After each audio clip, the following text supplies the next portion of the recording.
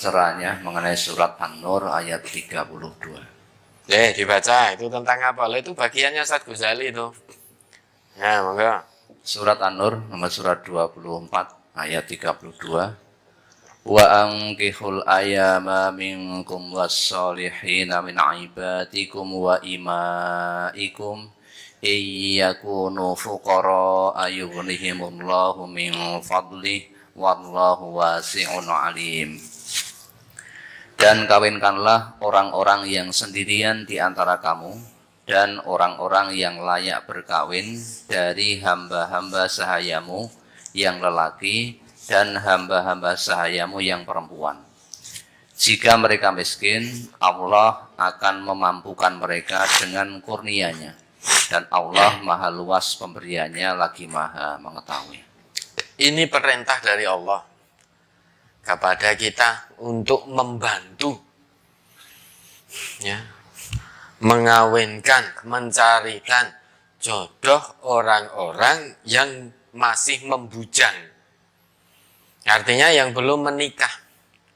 Kalau dalam bahasa anak-anak milenial ini, orang yang masih jomblo, orang masih membujang, bantulah untuk berkawin.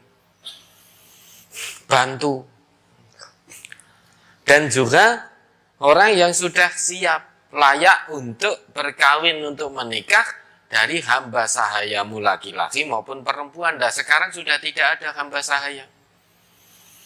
Artinya ibrah pelajaran dari ayat ini, hamba sahaya saja, baik laki maupun perempuan, yang memang sudah layak untuk berkawin, untuk menikah, kewajiban tuannya itu membantu untuk mereka kawin, itu hamba sahaya.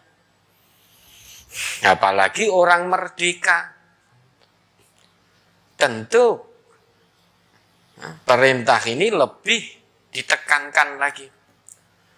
Untuk orang merdeka yang masih sendirian, sudah siap menikah, maka ada perintah dari Allah agar kita membantu. Nah, salah satunya membantu berusaha untuk mencarikan jodohnya. Nah, apalagi orang tua itu yang punya anak yang sudah siap untuk menikah, kok belum menikah, maka orang tua bantu anaknya, carikan jodoh untuk anaknya. Iyakunu fuqara yughnihimullah wallahu wasi'un alim. Yughnihimullah min fadlih wallahu wasi'un alim.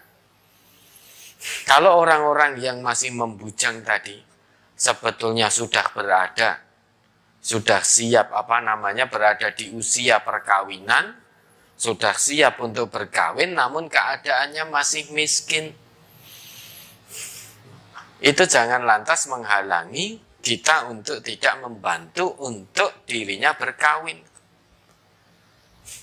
Meski masih dalam keadaan fakir, janji Allah, kalau perkawinan itu dilandasi murni menjawab seruan Allah dan Rasulnya, murni karena mengharap ridho Allah, maka yang menjamin rizkinya itu Allah. Yughnihimullah min fadlih. Allah yang akan cukupkan mereka dengan karunia Allah. Jadi cukup dan tidak cukup itu adalah Allah. Tergantung Allah. Bukan tergantung kita. Kalau dereng siap rabi, lah ngopo. Dereng nyambut damel terus serabutan, terus ini masih miskin dan lain sebagainya. Nah, itu berarti tidak yakin dengan Allah. Yang pertama, yakin dulu kepada Allah. Kemudian keyakinan itu diikuti dengan ikhtiar insani. Bergerak, berusaha untuk mencari nafkah. Maka janji Allah, yughnihimullah. Allah akan cukupkan nanti dengan karunia-Nya.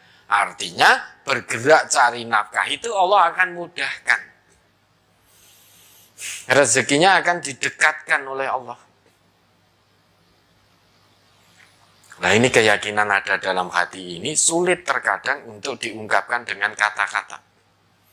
Karena hati ini hanya bisa merasa. Yang penting yakin betul kepada Allah. Sudah, jangan pernah ragu kepada Allah. Jangan pernah ragu dengan janji-janji Allah.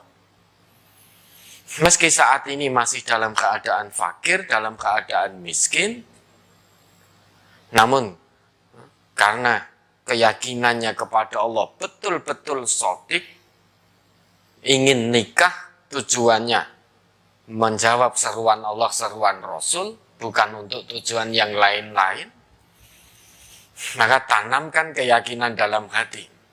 Nanti rezeki yang menjamin Allah, yang mencukupkan Allah. Nah, pola pikir yang semacam ini yang Quran berikan terkadang saat ini banyak orang tua yang merasa ketakutan. Piye nek anake dapat jodoh orang yang kurang mampu. Terkadang kita pun juga demikian bahasa kita. Meski seseorang itu agamanya baik, ketaatannya kepada Allah tidak diragukan lagi, ketundukannya kepada Allah tidak diragukan lagi, selalu menomorsatukan Allah, mengedepankan Allah, selalu merasa diawasi oleh Allah, sehingga apa yang menjadi ketetapan Allah dan Rasul ditaati betul. Namun terkadang banyak pula orang tua hanya gara-gara kebetulan secara ekonomi belum mampu menurut sudut pandang orang tua. Banyak orang tua yang tidak rela, takut nek anake dipek. Sehingga bahasa-bahasanya kadang menyakitkan. Yes kono. Nek wani ngopeni anakku ya pek. Wani ngopeni. Loh, nek nembung kuwi ya wis mesti wani ngopeni to. Kalau ada orang nembung anak kita, itu wis pasti berani ngopeni. Nah, cara ngopeninya tentu sesuai dengan kemampuan. Perintah agama pun juga begitu. Suami itu punya kewajiban memberi nafkah pada istri sesuai dengan kemampuannya. Artinya suami berusaha maksimal. Setelah berusaha maksimal, berapapun yang Allah beri, nah itu berarti kebaikan. Istri tidak boleh menuntut lebih. Karena suaminya sudah berusaha maksimal. Suaminya tidak malas-malasan, tidak berusaha, sudah berusaha maksimal. Namun Allah kebetulan beri sedikit sesuai dengan kebutuhan untuk mendekat kepada Allah. Nah, istri yang solihah pasti tidak akan menuntut lebih di atas kemampuan dari suaminya. Nah, ini salah satu kenapa kita diperintahkan oleh agama kita mencarikan jodoh putra-putri kita yang agamanya baik. Karena perempuan solihah itu ngerti tidak akan menuntut melebihi kemampuan suaminya. Suami yang soleh juga tahu kewajibannya itu mencari, menanggung nafkah istri dan anak-anaknya. Dia pasti akan berusaha. Dia pasti akan berusaha. Nah, maka mencari jodoh itu lihatlah agamanya dulu. Ini jaminan dari Nabi, fatfar bidatid taribat yadak. Kalau ingin selamat untung dunia akhirat, mencari jodoh itu yang dipegangi utamanya adalah agamanya. Jangan cantik gantengnya, jangan kayanya, jangan nasab keturunan baik-baiknya. Bukan itu yang utama. Namun menurut Nabi, agamanya fatfar bidatid taribat yadak. Untung dunia, untung akhirat. Di dunia hati tenang, sakinah mawadah warahmah, di akhirat dijanjikan oleh Allah dengan surganya. Setidaknya ada 4 hal 4 ciri orang dalam mencari jodoh. Ada orang yang cari jodoh karena cantiknya, lijamaliha, atau gantengnya. Ada sementara orang yang mencari jodoh karena cantik atau gantengnya.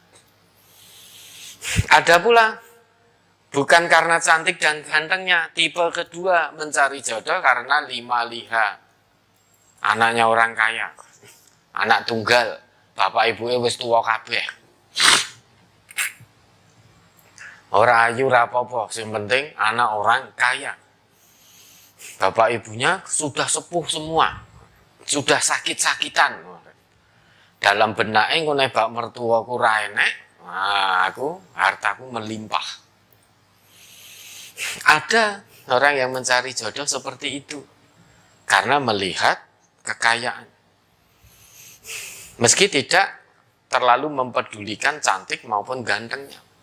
Ada tipe ketiga, orang gatekke ayu gantengnya, tidak melihat kekayaannya tetapi melihat nasab. Oh, ini keturunan orang terhormat, sehingga kalau dia menikahi anaknya maka dia pun akan otomatis jadi orang terhormat pula. Oh, ini keturunan bangsawan. Oh, ini keturunan pejabat. Kalau aku menikahi anaknya, maka otomatis kemana-mana orang juga akan hormat kepadaku. Sehingga gila hormat mencari jodoh terkait dengan nasab. Ada tipe yang keempat, ini tipe yang paling beruntung, tipe yang selamat. Yaitu mencari jodoh yang dilihat agamanya. Tidak cantik gantengnya, tidak kaya miskinnya, tidak keturunan bangsawan pejabat terhormat atau rakyat biasa. Namun yang dicari tipe keempat ini adalah agamanya. Dia melihat agamanya. Oh, ini agamanya baik, tapi masih miskin. Tidak apa-apa miskin, nanti Allah yang memampukan. Ini agamanya baik, taat pada Allah, tetapi tidak sarjana. Enggak apa-apa, tidak sarjana. Yang ditanya di hadapan Allah bukan kesarjanaannya, tetapi agamanya. Oh, ini agamanya baik, tunduk patuh kepada Allah, selalu merasa diawasi oleh Allah. Termasuk hamba-hamba Allah yang hatinya tertambat ke masjid. Namun, ini masih fakir, ini tidak sarjana, iki hanya lulusan SD, pekerjaannya tidak bergengsi, dan lain sebagainya, dan lain sebagainya. Ini tipe keempat, saya tidak butuh itu semua. Yang saya butuhkan agamanya. Karena kalau agamanya baik, semua akan membawa kebaikan. Allah yang akan cukupkan. Kalau masalah materi, karena yang maha pemberi rezeki itu Allah, bukan manusia. Wallahu khairur razikin. Allah itu sebaik-baik pemberi rezeki, bukan manusia. Yang memberi rezeki kita itu bukan tempat kerjaan kita, bukan. Yang memberi kita rezeki itu bukan pimpinan di tempat kita bekerja, bukan. Namun hakikatnya Allah titipkan rezeki kita di tempat kerja kita. Hakikat pemberi rezeki itu Allah. Maka jangan takut. Jangan takut. Lah kalau bisa usahakan. Ya cantik, apa ganteng, ya sugih, keturunan baik-baik. Dan agamanya juga baik. Kalau bisa, 4 kriteria ini masuk. Kalau bisa. Kalau tidak bisa, maka yang dipilih adalah agamanya. Nah, ini kurang lebih ayat, maksud dari ayat itu. Nah, ini tugasnya beliau ini, Ustaz Ghazali, membantu, mencarikan. Kalau syaratnya sulit-sulit, ya beliau ya kesulitan nanti. Harus S2, harus S3, harus sarjana. Beliau juga akan kesulitan. harus sarjana. Nah, iki salate rapate apik ning ki S2. Ya wis ora apa-apa engko salate dibina, sing penting S2. Terbolak-balik. Nah, salat saja Allah saja ditinggal apalagi kamu, gitu loh. Allah saja ditinggal apalagi kamu. Maka jangan mudah-mudah mengatakan tidak masalah. Nanti sholatnya dibimbing, dibina. Sing penting wis S2, sing penting wis sarjana, sing penting wis sugih. Perkara sholate akhlake nanti sambil melaku. Itu terbalik. Urusan dunianya yang nanti sambil jalan.